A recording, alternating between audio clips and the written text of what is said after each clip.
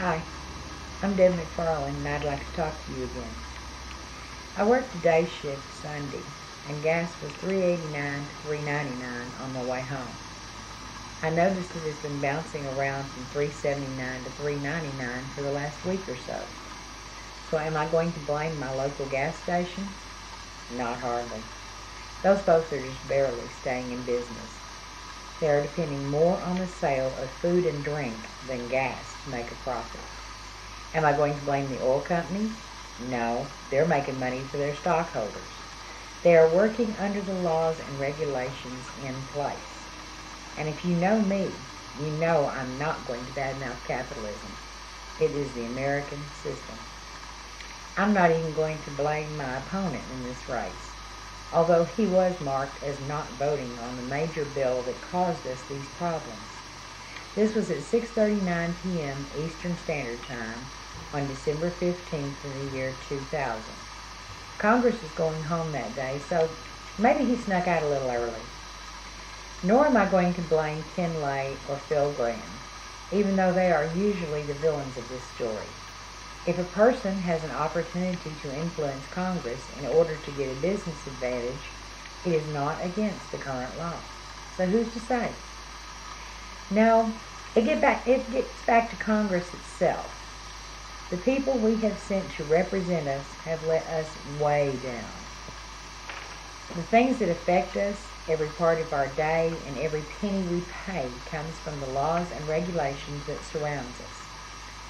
The act of Congress that is causing the current gas problem is a bill called the Commodity Futures Modernization Act of 2000. Let's talk for a few minutes about the way something gets through Congress and passes into law. A congressperson, with a lot of help from his staff and possibly from others, draws a bill to accomplish something. It passes through a committee, and if it makes it through there, it comes to a vote. Now, the classic straightforward way to get a bill voted on is to have it voted on as a freestanding bill. But that is taking a big chance that someone might actually read it. So another way is to tack it on to someone else's bill as an amendment. This is a little sneakier, but at least everyone who wants to look can see that the bill has amendments to it. But the really clever way to pass a bill is by reference. That means that the bill is referred to only by its name or its bill number and is buried in the middle of another bill. Now, if this is a huge bill, the one that our villain slipped through was the appropriations measure for the Department of Labor, Health and Human Services and Education. Who's going to take the time to read it, especially if it's the last day of the session and everyone is ready to go home? Also, with a title like that, who's going to vote against it?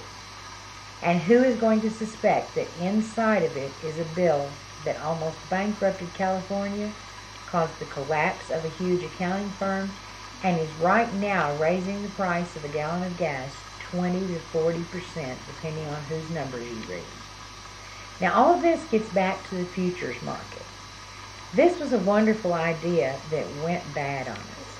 It started out as an agreement between, a farmer and maybe a baker. The farmer wanted to make sure he got a fair price for his grain, and the baker wanted to know that he got enough grain when he needed it at a fair price. So they made a deal. They agreed on what a fair price would be for both of them. Then they made a deal that at harvest time, the farmer would sell a certain amount of grain at an agreed upon price to the baker. Both of them slept better after that. We've come a long way from that. Now we have a man in the middle. He buys a contract from the farmer and sells it to the baker. Now let's look at the contract. It didn't take long for people to realize that piece of paper was a lot like money. If I had a piece of paper saying that I could buy grain at $1 a bushel and the price of grain was $2 a bushel, then would you buy my paper for $1.50? You do that, we're both going to be happy. This can be called speculation. People went nuts with this idea of speculating in commodities and stocks and all sorts of other things. In October of 1929, we as a country found out what happens when you let that get out of control. As a direct result of the stock market crash, some good laws were passed. Agencies were set up to keep an eye on traders, to be sure that we did not get into trouble again. These laws were made and went into effect shortly after the stock market crash in 29. That takes us back to the Commodity Futures Modernization Act of 2000. That act changed the rules that had been put into effect in 1933 and 1944. As a result of these changes, a company called Enron. You remember Enron? They manipulated the cost of electricity in California and resulted in high prices and rolling blackouts caused by the lack of power. Sound a little familiar? Well, Enron got caught. A big accounting firm went out of business and some people went to jail. But that law stayed on the books. And people kept using the law to make lots of money. They made it mostly by trading futures in places that were not regulated, like overseas markets. Now, there were people who saw there were still problems with the law.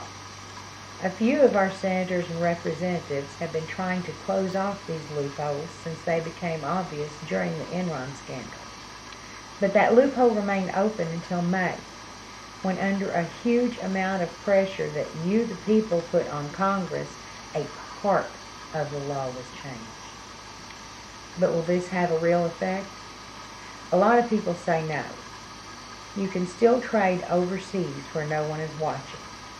The UK agreed to let us look at their records, thereby closing the London loophole. But the regulations that allowed this trading to go on electronically without a significant margin limit are still in place. Let's get back to the price of gas. Depending on whom you want to read, as of yesterday, the price of gas was inflated by a huge amount as a result of sheer speculation on the market. Without this speculative inflation, what would the price of gas be today? Try somewhere between $2.34 and $3.07 a gallon.